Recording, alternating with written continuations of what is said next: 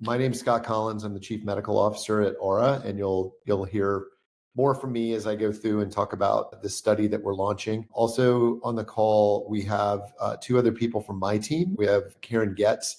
Karen is really the mastermind behind this study that I'm going to talk about. She is managing all of the details related to this. We also have Dr. Jessica Flannery, and if anybody has spent any time on digitalparenthood.com knows Jess is also a contributor. She's a psychologist. She's works really deeply in helping to develop our products. So really bringing a mental health angle and aspect to everything that we're developing in our product.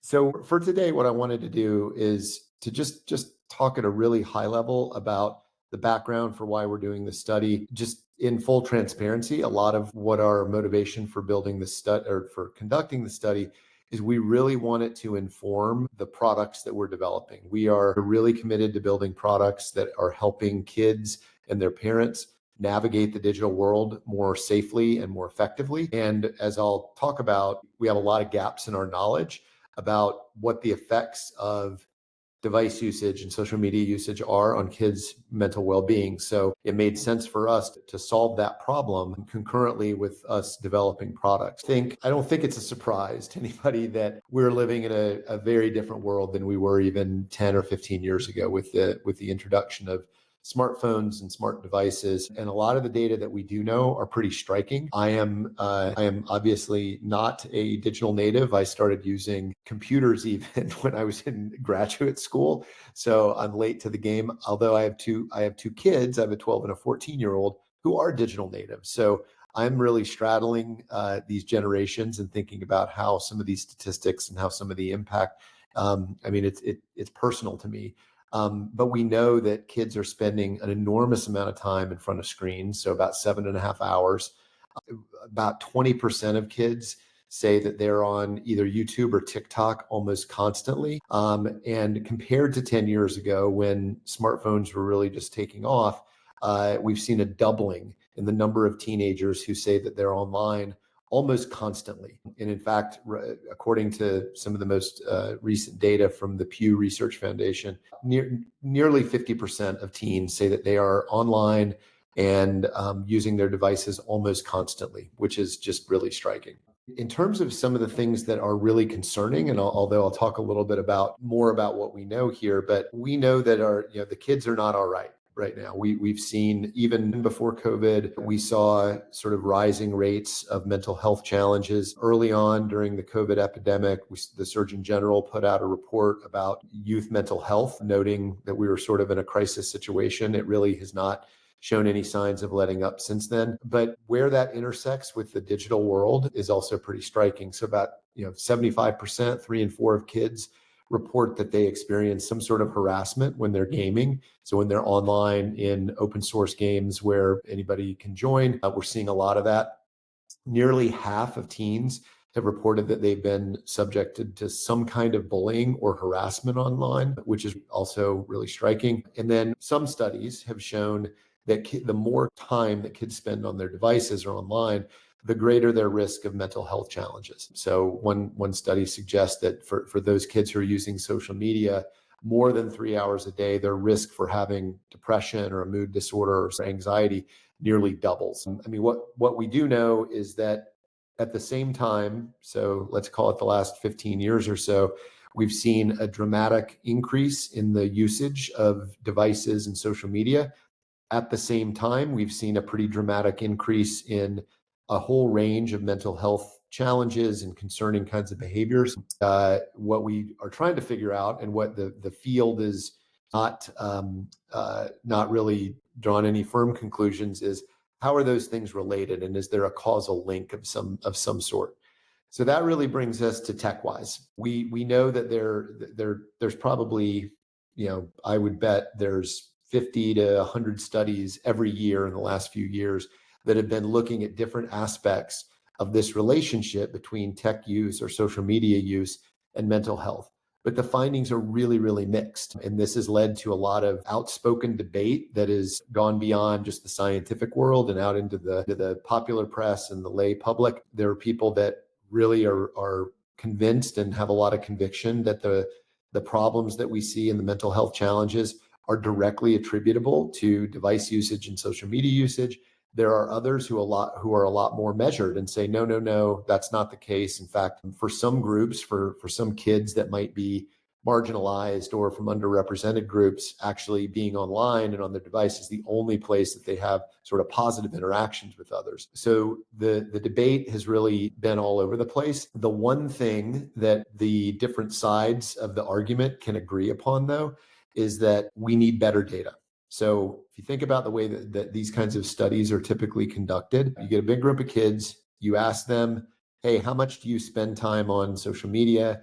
What apps do you use? And they tell you. And then you also ask them, how are you doing? Are you sad? Are you depressed? Do you have anxiety?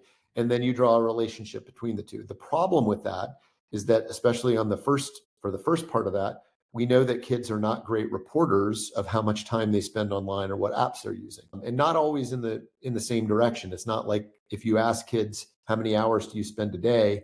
I know my kids would be consistently underestimating, but there are studies showing that a lot of kids actually overestimate the amount of time they spend online. So what we're using is that piece of the equation is really mixed. And so the way to get at that is to actually get more objective information about how kids are using their devices and what they're doing on their devices. And that's where we come in.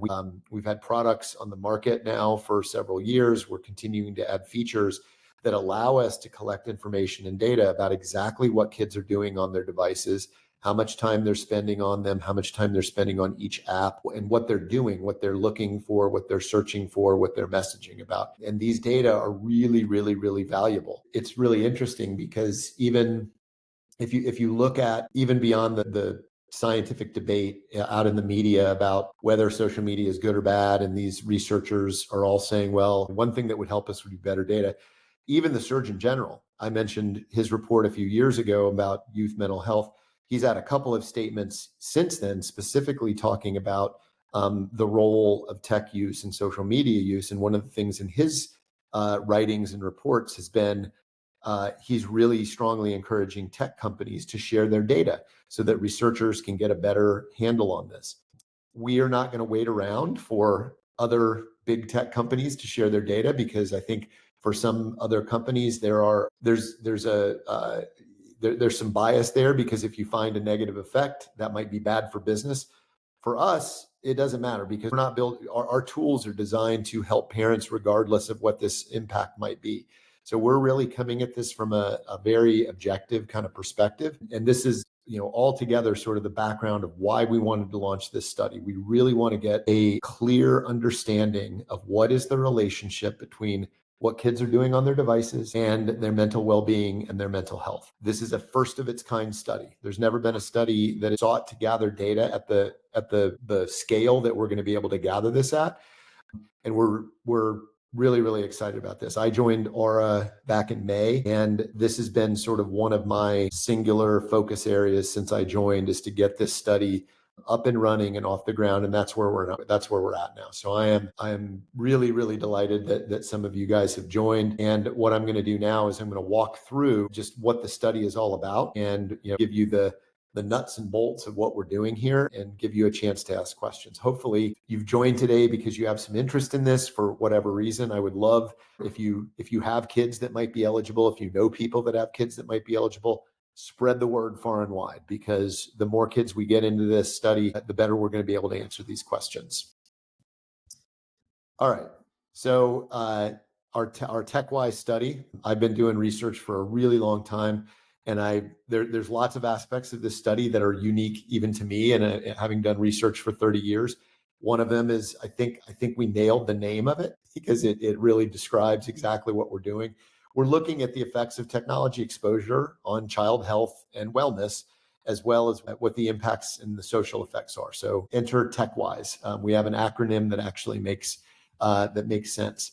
So this is a completely virtual observational study. That means that this is not a treatment study, an interventional study. This is just observational. We're just going to observe what people are doing is they go through the study. Anybody anywhere in the US can enroll. Can't, unfortunately, right now enroll anybody outside of the US, but maybe down the road we'll be able to do that. But anybody in the US, any kid between the ages of 8 and 17, along with their parent and caregiver, the parent or caregiver needs to provide consent. The kids need to provide what we call assent, which is their agreement to participate.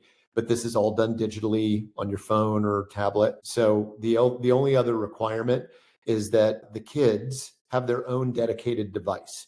So any kid with a smartphone, any kid with a tablet is eligible to enroll. Now, if they share a device with a sibling or somebody else or with a parent, that's probably not the best situation. We need kids to have sort of their own dedicated device. Like I said, we're open for enrollment. We started a soft launch back about a month ago. We've got a dozen or so families already enrolled, and we will be recruiting at least through next summer and maybe longer. I would like to think of this as something that we keep open kind of indefinitely. The duration of study participation once you enroll is for 3 months, and I'll walk through kind of the specifics of what participation looks like. Okay, so this is a lot of detail, but I think for those of you joining, this will be hopefully good information that you guys can think about, whether it's for considering participation for you and your kids or other people that you know. I want to give as much detail about this as possible. So to get started, we have a landing page for the study. It's on the last slide here, and it's also on our digitalparenthood.com site. But once you go to that landing page, you get some additional information about the study. And then there's a form where you can fill out your name and your email address. And that initiates this process of starting to enroll. You'll get an email to go through the informed consent process. That's really, really important because we want kids and their parents and caregivers to know exactly what it is that they're getting involved in. This is a standard part of any kind of research. And I talked already a little bit about the eligibility criteria. Kids between 8 and 17 who have their own device, they're not already a current Aura user. They're willing to download and install the Aura app on the parent and the kid phone or tablet, because that's what helps us collect the data. If you are a current Aura customer with the parental features, you get a 3-month credit on those features. If you're new and have never used Aura, that's fine. You'll get a 3-month free subscription to the app to be able to participate in the study. There's a couple of parts of the Aura app that you need to make sure are turned on, in particular the VPN and the keyboard. We have instructions for exactly how to get all that set up. Once you can, I will say that this is a research study and this is not set up as a consumer product. So there are some user experience aspects of getting started and enrolled in the study that are probably a little different than what you might be used to. So we encourage parents and their kids to just dedicate about 45 minutes to go through all of the steps, because there are a few things you have to do. You have to go through the consent. You have to then get the Aura app and configured the right way. There's another separate study app that allows us to deliver a lot of the surveys, and then you've got to do the first batch of questionnaires. So all together for both the kid and the parent, that takes about 45 minutes up front. We've got lots of ways that we can help support and answer questions if you get hung up in any of that. But we know that there are people that are able to do it without asking for help, because we've had people enroll completely virtually and get started with things. Once you get through all that initial setup, like I mentioned, you'll get your first batch of surveys. So the parent's going to get questions about just a lot of background information about the kid, who they are, some demographics, health history, mental health history. And then the kid is going to get a lot of questions about things like their psychiatric functioning, and are they experiencing symptoms or signs of mood problems or anxiety or ADHD or other things. We ask about loneliness. We ask about their social functioning and how they do with their peers. We ask about their eating habits, but we also ask about some positive things, like the things that help them thrive. So all of those are important because we want to be able to link those back to the device usage. Once you first batch of questionnaires, we call it the baseline set of surveys that comes right after you enroll and get started. And then after that, once a month, so that becomes your kind of anchor point at the beginning of the study. And then once a month, 1 month, 2 months, and 3 months afterwards, you will get another batch of questionnaires to complete very similar to the ones you do up front. It won't be all of them, but it'll be a subset. One other important point, just from a logistic perspective, there's also one additional measure that we are using in the study. It's kind of a screening tool for psychiatric disorders. It's a separate link. You'll get a link and you'll enter into a different system and complete that. The parent and the kid, that gets fed back to us. One of the things that's really, really important to keep in mind here as part of this research study, all of these data and everything that we collect, we keep highly confidential. This is a standard part of conducting research. We know who you are because you're enrolling and you're using your email and your name to do that.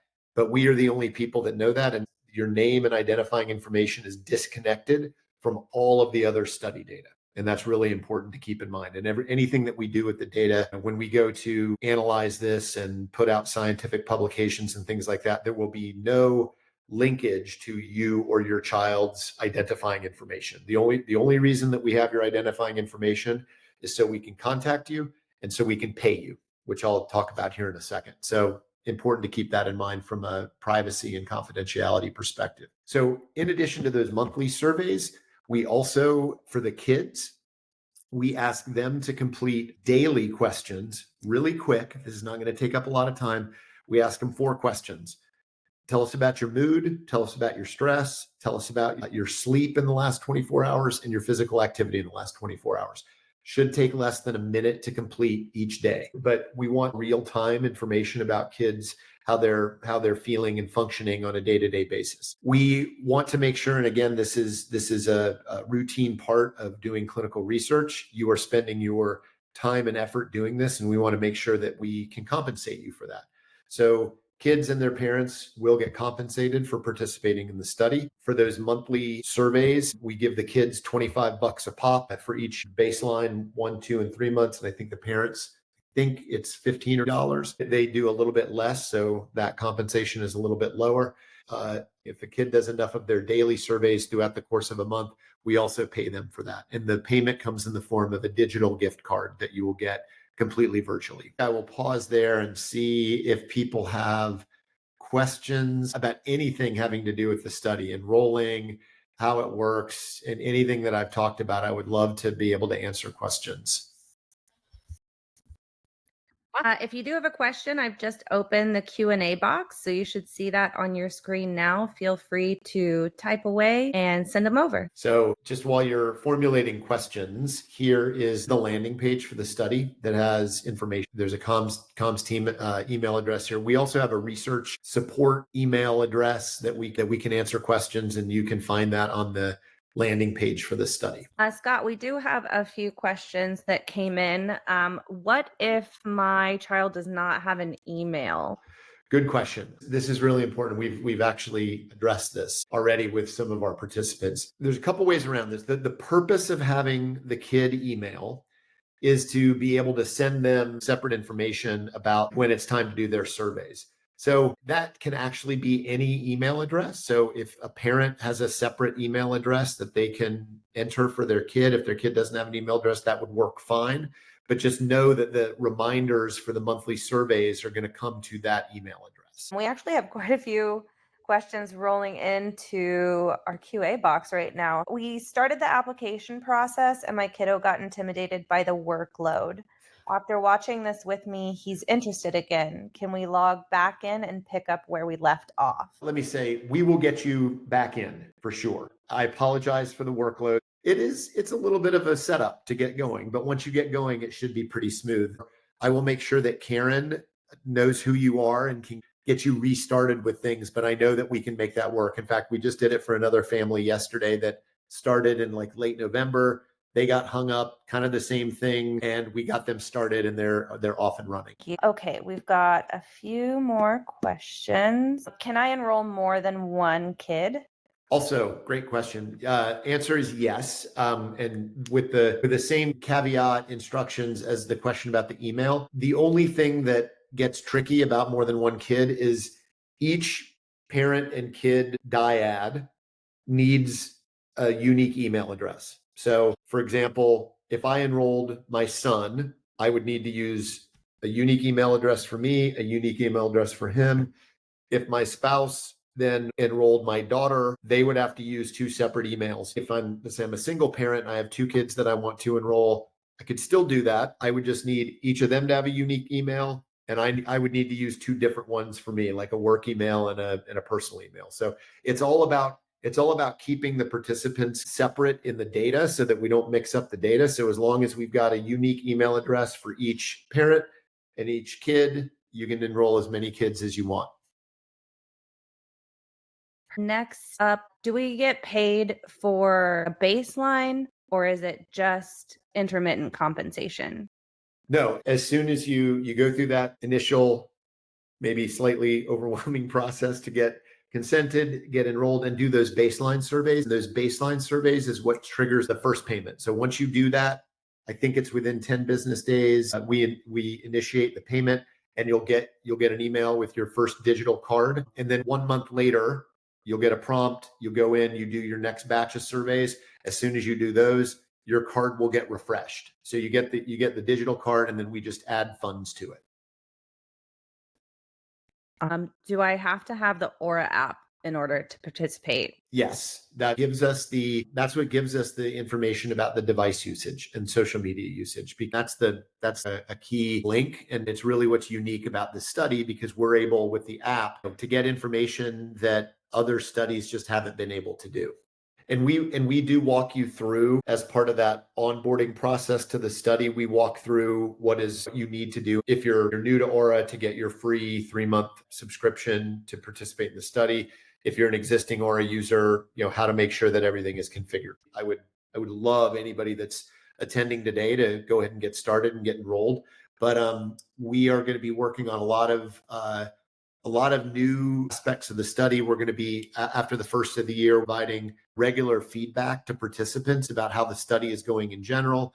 This is such an important study. We would like all of our participants to recognize and feel like they are part of something special. So we want to give feedback on a regular basis, not specific individual feedback, but just, hey, here's where we're at with the study. Here's what we're finding. As we start to get papers and scientific presentations, we want to tell you about that. And then we're also going to be launching some opportunities for existing participants to refer other people into the study and get compensated for that. So if you get your kid enrolled and they can find 2 or 3 or 4 of their friends and parents to get enrolled, we will provide some incentives for participants to be able to do that. So keep an eye out for that after the first of the year. And that last thing that I mentioned, even if you enrolled now, you'd still be able to to get those incentives once we get it approved and start moving forward with it. Thank you, Scott. If you're interested in joining the study, you can go to aura.com/wise. So you can read more about his research and findings on digitalparenthood.com.